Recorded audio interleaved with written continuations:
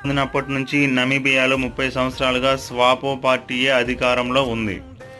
భారతదేశం మొత్తం విదేశీ రుణాలు 2023లో $646.97 బిలియన్ అంటే దాదాపు 54 లక్షల కోట్లకు చేరాయని ప్రపంచ బ్యాంక్ అంతర్జాతీయ రుణ నివేదిక తెలిపింది.